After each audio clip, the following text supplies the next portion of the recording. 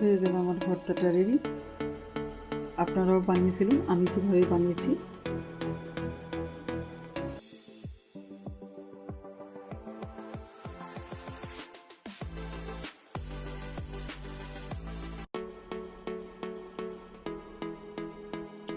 আসসালামু আলাইকুম সবাইকে, Bengali sisters kitchen travel and blog থেকে আজকে আমি আপনাদেরকে ফুলকপি দিয়ে টমেটো আর চিংড়ি মাছ দিয়ে ভর্তা করে দেখাচ্ছি কিভাবে করি।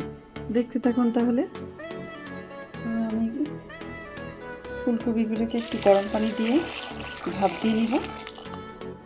দিয়ে দিলাম গরম পানি, এখন চুলায় বসিয়ে দেব।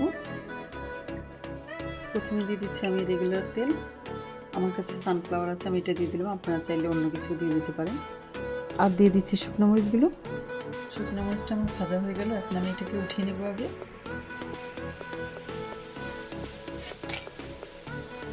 এর মধ্যে আমি দিয়ে দিলাম একটু পেঁয়াজ কুচি, এটাকে আমি হালকা ভেজে নেব।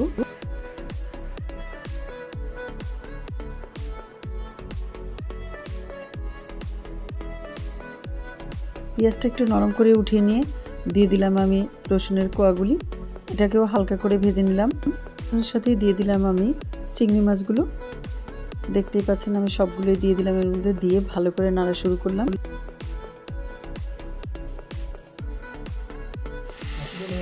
দিয়ে দিচ্ছি লবণ।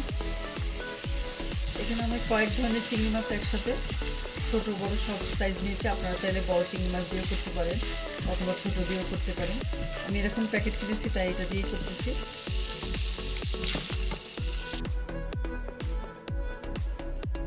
দিয়ে দিচ্ছি টমেটো আর দিয়ে দিচ্ছি ফুলকপি।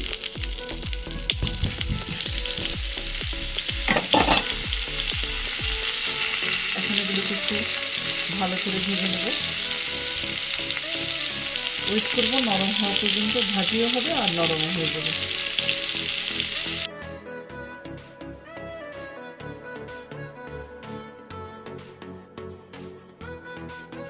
আমি এগুলোকে সব ছোটো ছোটো করে নিলাম।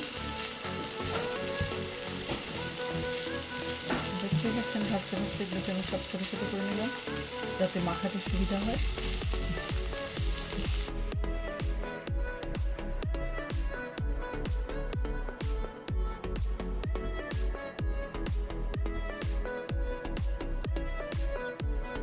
নিচে আগে আমি ভাজা পেঁয়াজ, চিংড়ি মাছ আর রসুনটাকে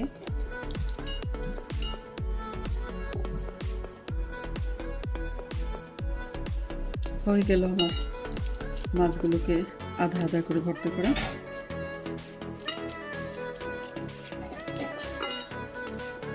একদম পুরোপুরি আমি মিলিয়ে ফেলতেছি না,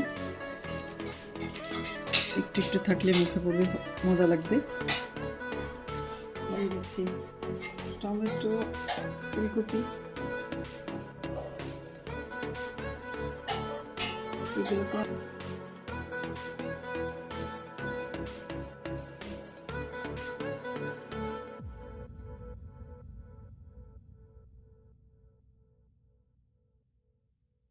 দেখতেই পাচ্ছেন আমার ভর্তাটা কিভাবে মাখানো হয়ে গেল। একবারে বেশি গলেও যাবে না, একটু একটু গোটা গোটা থাকবে। শুকনো মরিচ, লবণ, সরষের তেল, পেঁয়াজ দিয়ে ভালোভাবে মাখিয়ে নিলাম। দেখতেই পাচ্ছেন আবার ওগুলো একসাথে দিয়ে উল্টো পাল্টো করে ফুলকপির এটা আর দিয়ে দিলাম ধনে পাতা, সরিষার তেল। এখন সব কিছু একসাথে ভালো করে মাখিয়ে নিব। হয়ে গেল এটা আমার ভালো করে মাখানো, এখন আমি উঠিয়ে নিচ্ছি।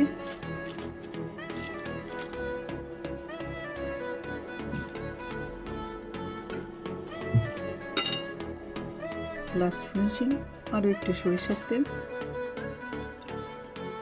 হয়ে গেল আমার ভর্তাটা। এখন আপনারা এটা ভাত দিয়ে গরম গরম খাবেন, তাহলেই বুঝতে পারবেন এই ভর্তাটার মজা। গরম গরম ভাতের সাথে পরিবেশন করুন এই মজার অসাধারণ স্বাদের এই ভর্তাটা। আজকে তাহলে এই পর্যন্তই। আল্লাহ হাফেজ।